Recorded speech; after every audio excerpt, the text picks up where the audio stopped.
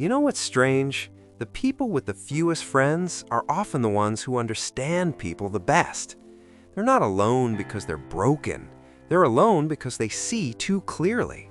And if you're watching this right now, already nodding, already feeling that tightness in your chest, stay with me. This is about to make a lot of sense.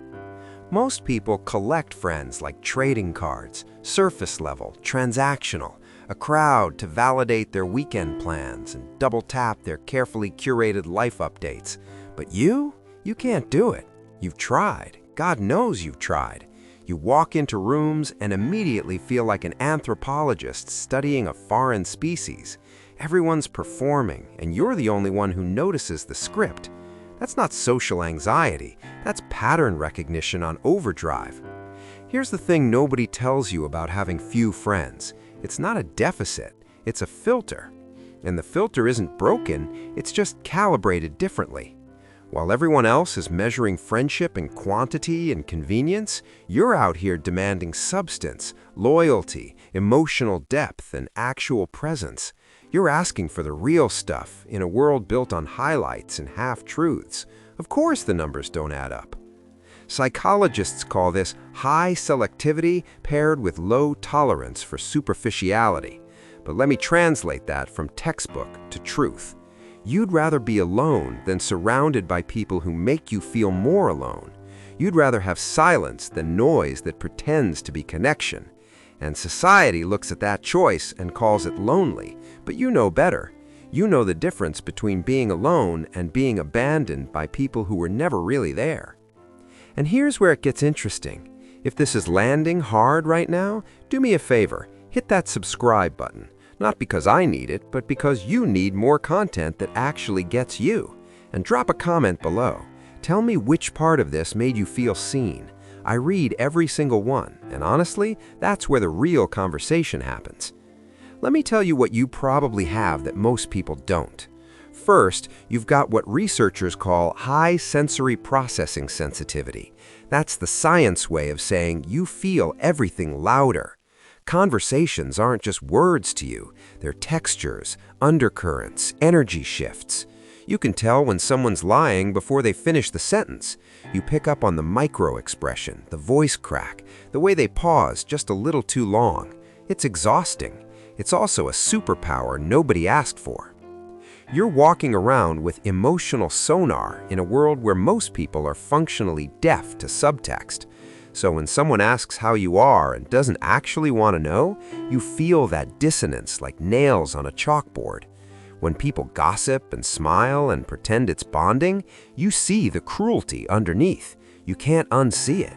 You can't unfeel it. So you step back, you withdraw.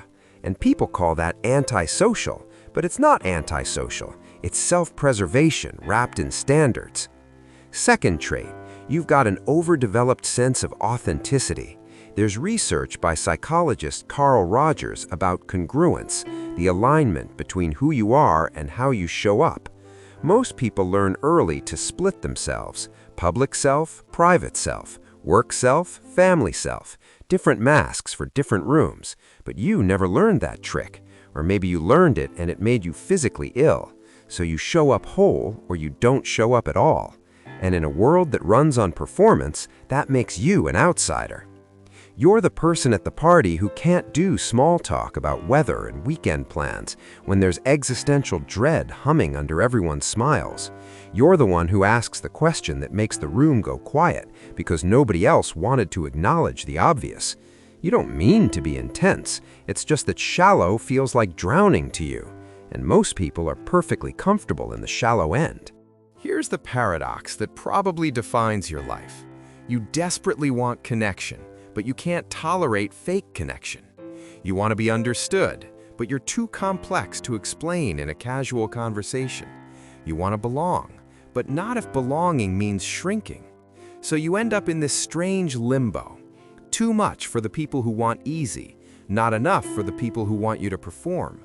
Just right for almost nobody, until you meet the rare ones, and then it's everything. Third thing you probably have, what psychologist Elaine Aron calls depth of processing. Your brain doesn't skim, it dives. Someone tells you a story, and you're not just hearing the plot, you're tracking motivation, emotional history, the things they're not saying. You're connecting it to 3 other conversations you've had and 2 books you've read. Your mind is constantly cross-referencing, pattern matching, meaning making. It's brilliant. It's also utterly isolating because nobody else is doing that much work in a casual Tuesday conversation. So you sit there, processing on 6 different levels while everyone else is coasting on autopilot. And they think you're quiet. They think you're standoffish. They have no idea you're running a full psychological assessment while also wondering if you're overthinking the fact that you're overthinking. Spoiler alert, you are. But that doesn't make it wrong. That makes it yours. Let me paint you a picture of what this looks like in real life. You're the person who has 3 friends but would take a bullet for all of them. Meanwhile, someone else has 300 Instagram buddies and wouldn't notice if half of them disappeared. Your friendships aren't hobbies, they're blood oaths. And because of that, you're incredibly selective about who gets close. Not because you're judgmental, because you know the weight of what you're offering.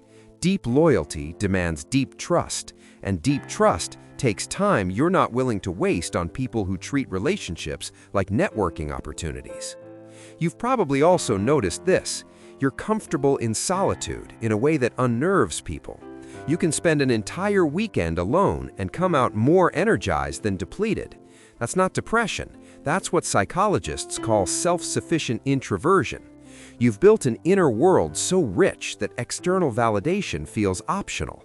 And in a culture addicted to constant social proof, that makes you dangerous, because you can't be controlled by the threat of exclusion.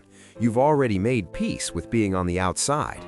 But here's what I need you to hear. That peace, it came at a cost. You didn't choose this easily. You chose it after trying to fit, after bending yourself into shapes that didn't hold, after losing yourself in rooms full of people and realizing the loneliest you've ever felt was in a crowd. So you made a decision: quality over quantity, depth over breadth, truth over comfort. And some days that decision feels like freedom. Other days it feels like exile. Both are true. If you're still with me, and I'm guessing you are because this is probably the most understood you've felt in a while, take a second and like this video. It helps more people like us find content that actually speaks to the specifics of how we're wired. And if you haven't subscribed yet, what are you even doing? This is your people. This is your corner of the internet. Here's the final piece. The people with few friends aren't missing out. They're holding out.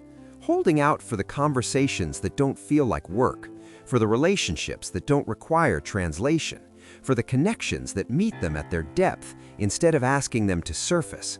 And when you find those people, and you will, it's not like making a friend. It's like finding a language you thought only you spoke. You were never too much. You were just always in rooms too small.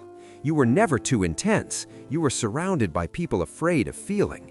You were never broken for wanting more than surface. You were awake in a world half asleep. And the people who get that, who see that, who match that, they're out there. Fewer than you'd like, more than you think, worth every lonely night you spent refusing to settle. So if you're someone with 2 real friends instead of 200 hollow ones, if you'd rather sit in Slemons with the right person than chatter with the wrong crowd, if you've ever been called too deep, too sensitive, too selective, too much, this is me telling you, you're not the problem. You're the solution to a question most people are too afraid to ask. What does real connection actually cost? And are you brave enough to pay it? That's the video. If it hit, you know what to do. Comment, subscribe, and keep being the kind of person who refuses to dim just to fit. I'll see you in the next one.